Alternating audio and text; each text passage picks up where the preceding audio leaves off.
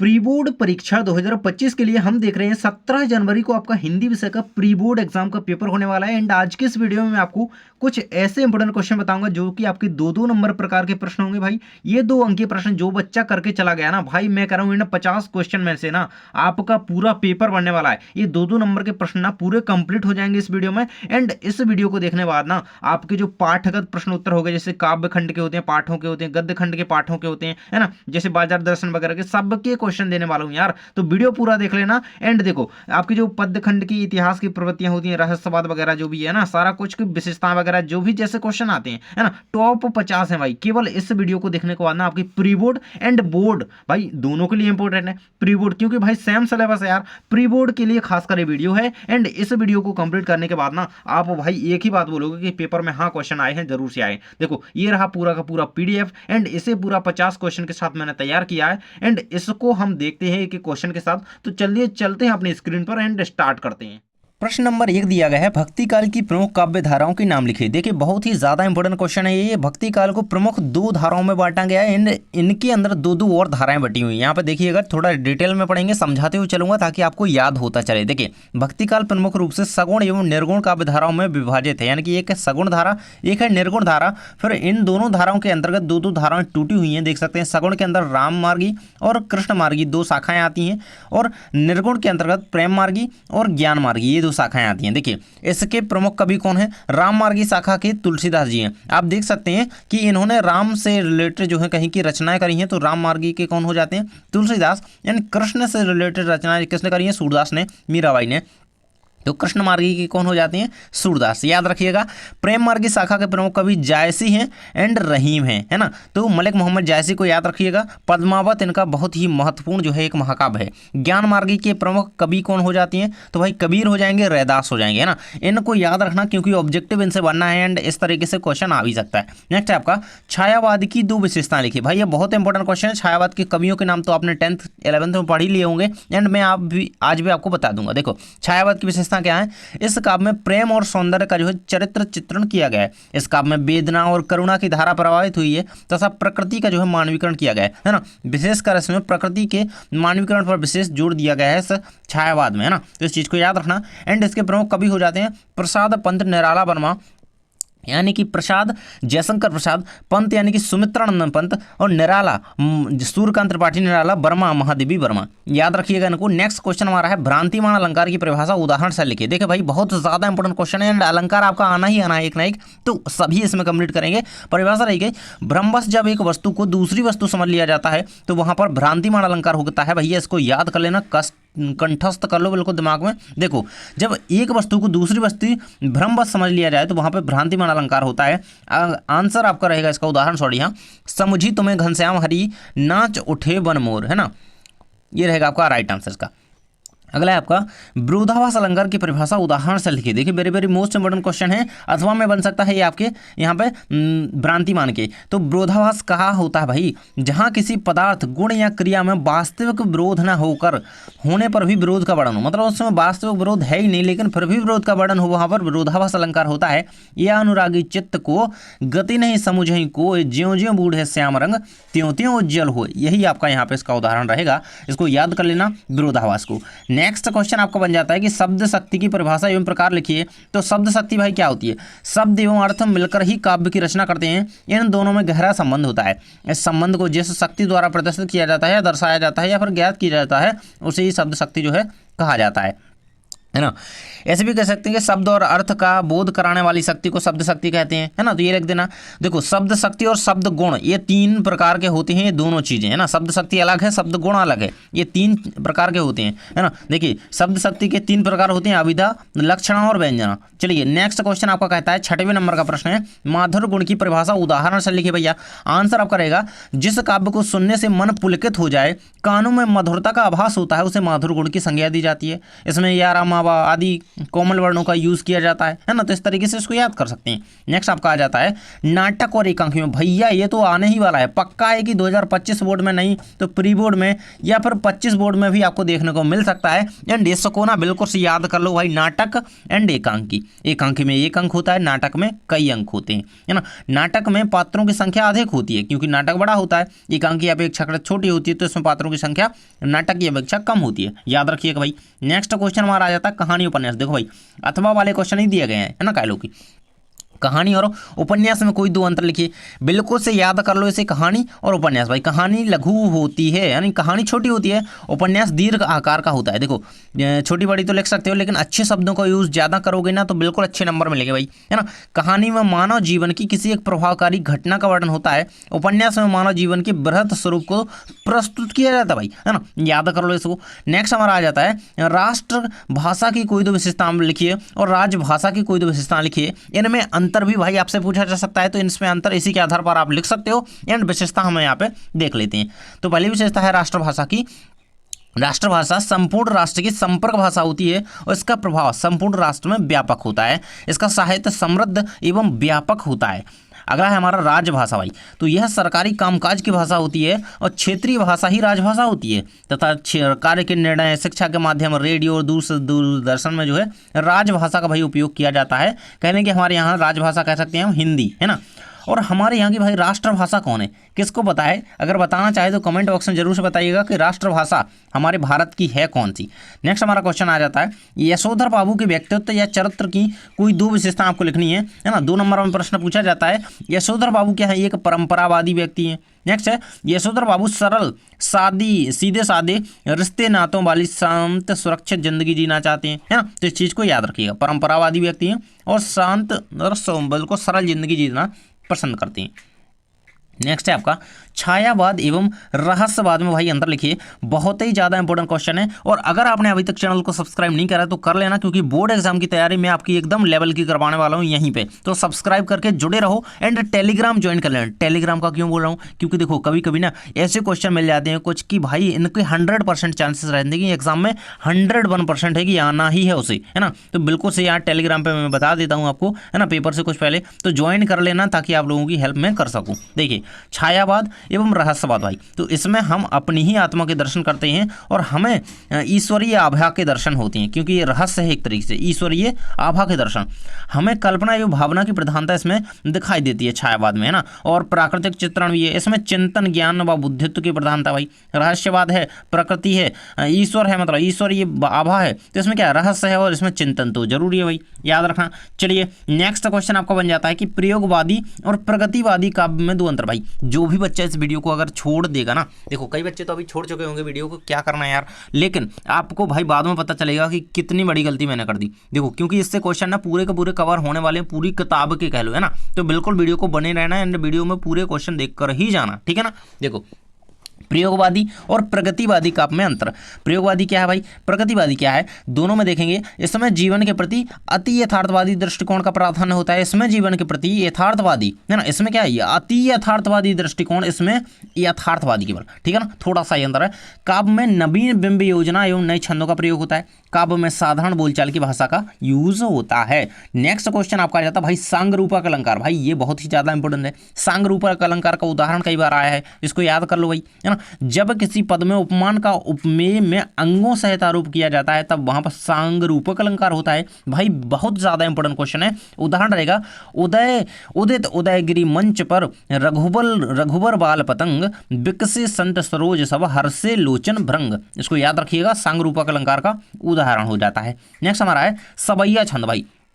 यह एक प्रकार का वर्णिक छंद होता है। इसमें 4 चरण होते हैं। इसके प्रत्येक चरण में 22 से लेकर के 26 तक वर्ण होते हैं। देखो भाई मात्राएं मत लिख देना इसमें, नहीं तो आपका नंबर जो है कट जाएगा, क्योंकि सवैया एक वर्णिक छंद है और कवित्त भी एक वर्णिक छंद है आपके में। यही तो है मेनली पढ़ने हैं आपको, है ना, कवित्त सवैया, ठीक है ना। देखो इसका उदाहरण रहेगा शेष महेश गणेश दिनेश सुरेश जाहि निरंतर ध्यावे जाहि अनादि अनंत अखंड अछेद अभेद सुवेद बतावे नारद से सुख व्यास रहे पची हारे तक पुनि पार न पावे ताहि हीर को छो हरियाँ छछियाँ भरी छाछ पे नाच नचावे। ये है यहाँ पे सवैये का उदाहरण भैया, है ना। नेक्स्ट हमारा आ जाता है हास्य रस। भाई ये किसको नहीं पता यार, सहृदय के हृदय में वाली भी आप परिभाषा लिख सकते हो, बहुत इंपॉर्टेंट है एंड ये बहुत सरल है भाई, हर एक रस की परिभाषा आपको इससे याद हो जाती है, ठीक है ना। देखिए सहृदय के हृदय में स्थित, अब भाई हास्य का स्थायी भाव हास होता है तो यहाँ पे हास लिख देना।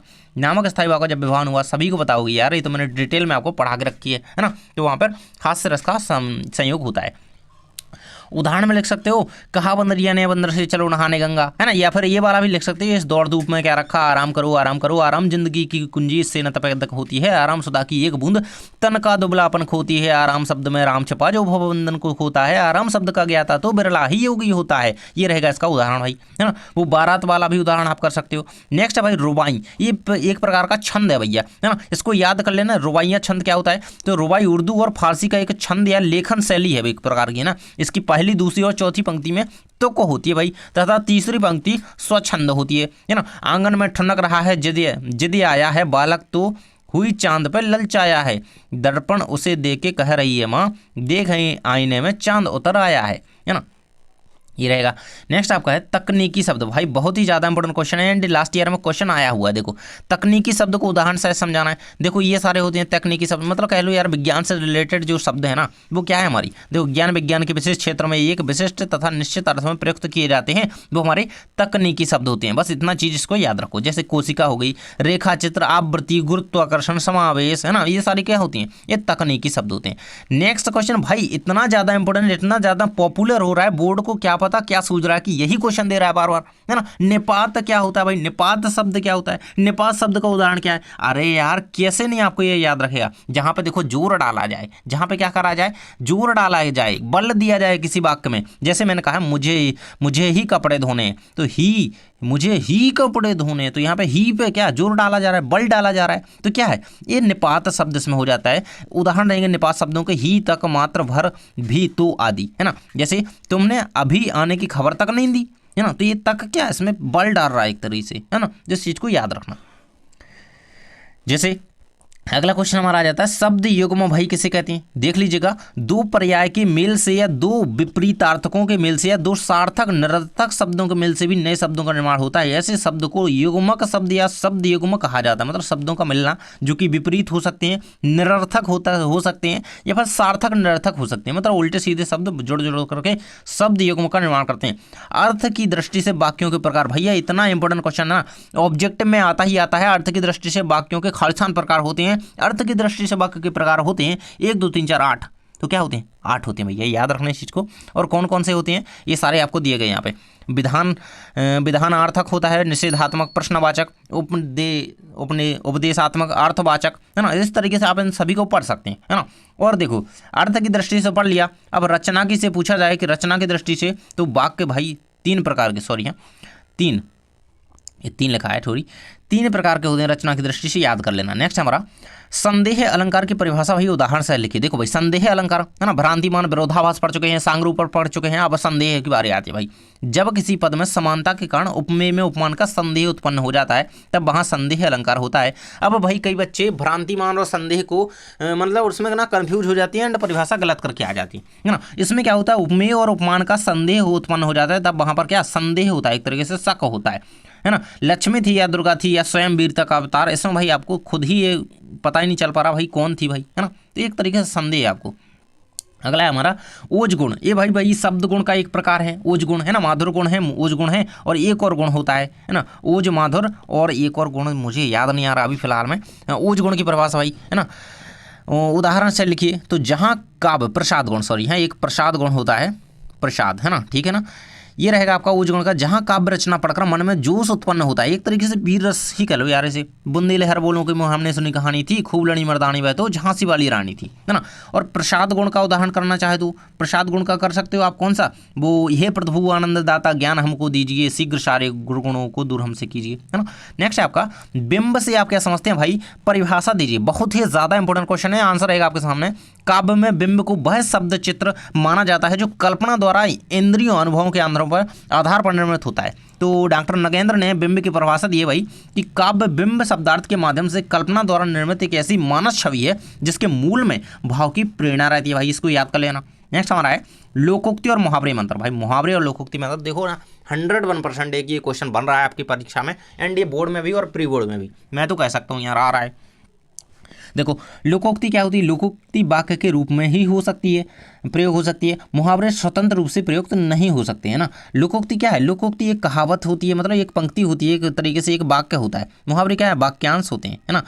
अगला है आपका लोकोक्ति के लिए एक तदनुरूप संदर्भ की आवश्यकता होती है, मुहावरे के लिए तदनुरूप संदर्भ की आवश्यकता नहीं होती है। और एक कह सकते हैं लोकोक्ति का एक प्रचलित नाम कहावत होता है ना, और इसका मुहावरे का कोई मतलब एक कहें कि प्रचलित नाम नहीं है। नेक्स्ट है आपका पथिक जल्दी जल्दी क्यों चलता है। भाई पाठगत क्वेश्चन है, इसको तो कर ही लेना। देखिए पथिक दिन को तेजी से ढलता देख जल्दी जल्दी इसलिए चलता है कि कहीं उसके मंजिल पर पहुंचने से पूर्व भी अंधेरा ना हो जाए। भाई वैसे भी उसकी मंजिल अब उससे अधिक दूर नहीं है, अतः मंजिल को शीघ्रता से पाने की, भाई मंजिल को पाने के लिए जल्दी जल्दी चलता है पथिक, है ना।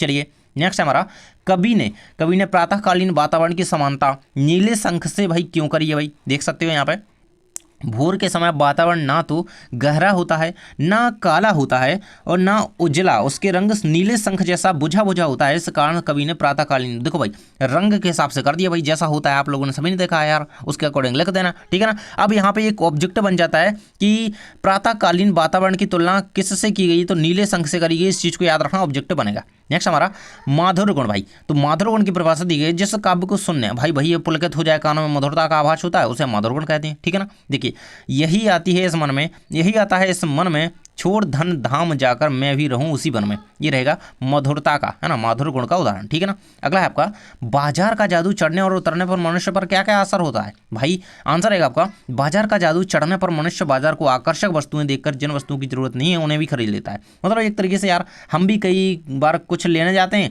और हमें कुछ और साथ में देख करके पसंद आ जाता है, तो वो एक प्रकार का जादू होता है बाजार का, है ना, तो वो भी हम खरीद करके ले आते हैं, है ना। तो ये क्या हो जाता है, ये बाजार का जादू होता है, प्रभाव उतरने लगता है तथा उसे खरीदी हुई वस्तुएं अनावश्यक लगने लगती हैं। मतलब जब उतर जाता है बाजार का जादू और चढ़ता है तो हम खरीदते हैं, और जब उतर जाता है ना तो भाई बाजार की चीज़ें कितनी भी देख लो यार मन नहीं करेगा कि यहाँ ले लो, ठीक है ना।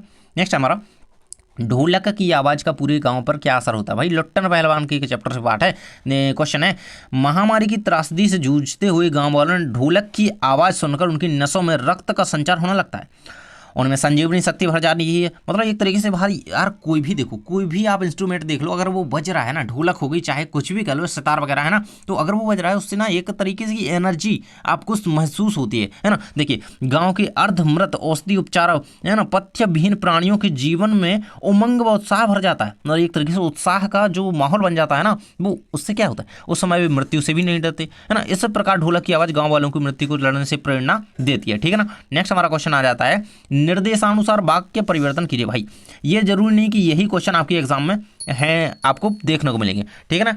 अब देखिए अब आपको यहाँ पे देख लेना, क्वेश्चन अलग से आ सकता है, लेकिन आपको यहाँ पे मेनली याद क्या रखना है कि आज्ञावाचक में चेंज करने को आता है, प्रश्नवाचक में आता है ना, विस्मयादि सूचक में आता है, संयुक्त वाक्य बनाना होता है और निषेधात्मक, है ना। तो आप ये समझ के रखिए, वाक्य भले ही चेंज हो सकता है लेकिन ये चीज़ें याद रखिए तो बनेगा, ठीक है ना। पहला है आपका राधिका मुझे पानी पीना है, इसका आज्ञावाचक वाक्य बना, राधिका मेरे लिए पानी लाओ, है ना, एक तरीके से आप आज्ञा दे रहे हो, है ना, तो ये रहेगा आपका आज्ञावाचक। अगला है प्रश्नवाचक बनाना, मोहन कुशाग्र बुद्धि है, तो मोहन कुशाग्र बुद्धि है, और क्वेश्चन मार्क लगाना मत भूलना क्योंकि प्रश्नवाचक आप वाक्य बना रहे हो बच्चा, ठीक है ना। अगला है आपका 15 वर्ष बीत गए, तो आश्चर्य सूचक वाक्य बनाना है, ओ 15 वर्ष बीत गए, है ना, ये विस्मयादि बोधक यहाँ पे लगा दीजिएगा, है ना, विस्मयादि सूचक चिन्ह, ठीक है ना, इसको लगा देना, ठीक है।